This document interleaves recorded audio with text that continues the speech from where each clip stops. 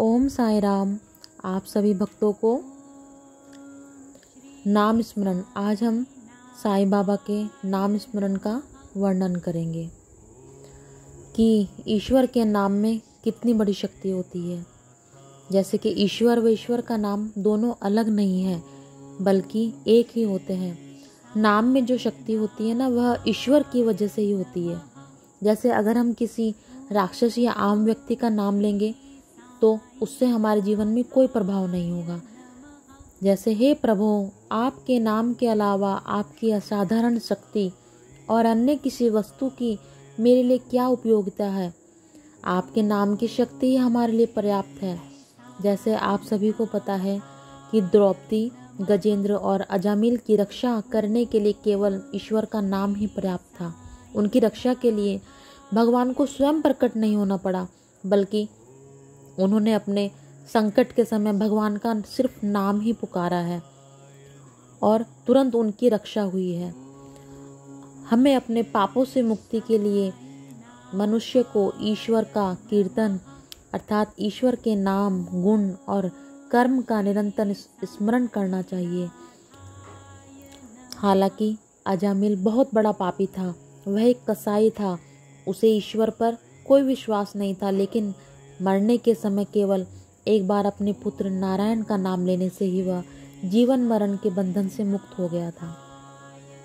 ईश्वर का नाम जिस रूप में भी लिया जाए, चाहे वह किसी भी व्यक्ति या वस्तु विशेष की ओर संकेत करने के लिए ही हो, किंतु ऐसा करने से सभी पापों का नाश होकर वह मुक्ति प्राप्त करता है।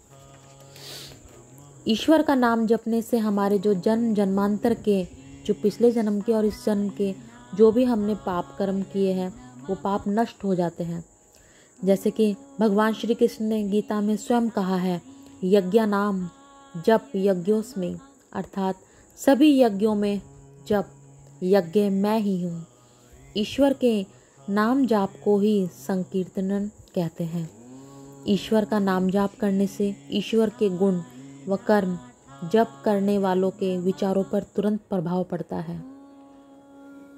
जैसे उदाहरण के लिए बाबा ने एक बार दासगणु जी को क्या कहा कि दासगणु को द्वारका माई में भक्तों की भीड़ भाड़ से दूर एक एकांत व शांत मंदिर में भेजकर बाबा ने उन्हें विष्णु सहस्त्र नाम का निरंतर पाठ करने की सलाह दी थी। इसी प्रकार बाबा के पास द्वारका माई में एक रामदासी भी आते थे। उनको भी बाबा ने क्या किया, एक बार वो विष्णु सहस्त्र नाम का पाठ कर रहे थे, तो बाबा ने विष्णु सहस्त्र नाम की पुस्तक को उनसे छीनकर श्यामा को दी और वह उनको श्यामा जी को पाठ करने को कहा। विष्णु सहस्त्र नाम का पाठ करने से आत्मा पवित्र हो जाती है। शुद्ध चित्त से इसका अगर पारायण करने पर जिनको संतान नहीं है, संतानहीन को संतान की प्राप्ति होती है, धनहीन धनवान हो जाता है, समाज में हमें मान सम्मान व पद में उन्नति होती है, हमारे जो जन्मों जन्मों के जो दुष्कर्म हैं उनका अंत होता है। इसलिए हमें विष्णु सहस्त्र नाम करने के लिए बाबा ने पहले प्रेरित किया है।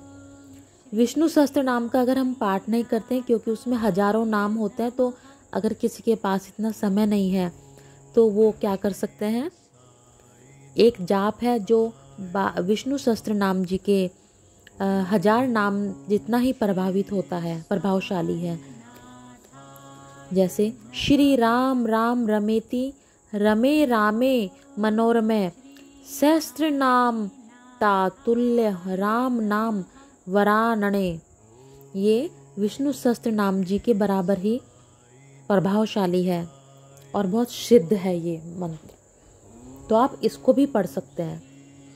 ऐसे ही श्री शंकराचार्य जी ने क्या कहा है, तुम्हें गीता व विष्णु का सहस्त्र नाम जाप करना चाहिए। हृदय में सदैव राम भगवान का ध्यान करना चाहिए। आध्यात्मिक उन्नति के लिए भी हमें राम नाम या विष्णु सहस्त्र नाम का जाप हमारे लिए बहुत ही शुभ और अति उत्तम है। साथ ही साथ हमें ईश्वर का ध्यान करने से सभी दुखों व दुष्कर्मों का हमारा अंत हो जाता है।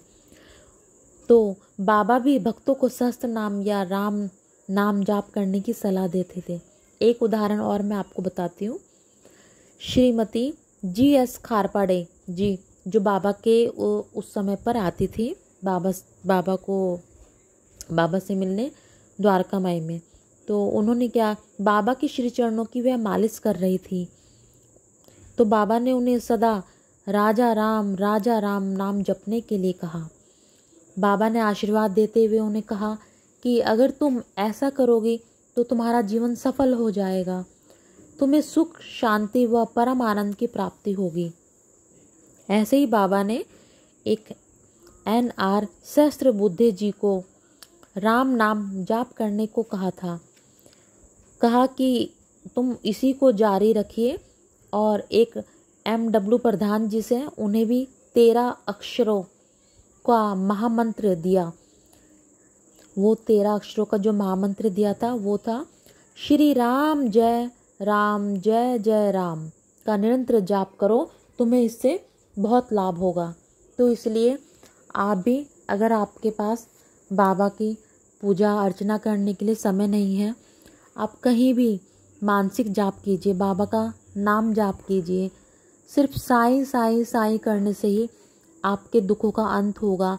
आपको जो भी भौतिक या आध्यात्मिक जगत में आपकी उन्नति होगी, आपको मान सम्मान पद प्रतिष्ठा सब बाबा देंगे। आप इसको ऑफिस में, किचन में, या कहीं बाहर, या आप कहीं सफ़र कर रहे हैं, तो कहीं भी आप बाबा का मानसिक नाम जाप कर सकते हैं। इससे आपको बहुत बहुत बहुत लाभ होगा, और बाबा आपको दर्शन भी देंगे, और आपको जो आपको चाहिए बाबा वो आपको देंगे। तो आप सभी भक्तों को ओम साई राम। आप सभी का बाबा कल्याण करें। जो भी आपकी इच्छा है, मनोकामना है, वो बाबा पूर्ण करें। ओम साई राम, जय साई राम। आप सब पर बाबा की कृपा दृष्टि सदा बनी रहे, आपके परिवार पर और आप पर। ओम साई राम, जय साई राम। श्री सच्चिदानंद सद्गुरु साईनाथ महाराज की जय। ओम साई राम।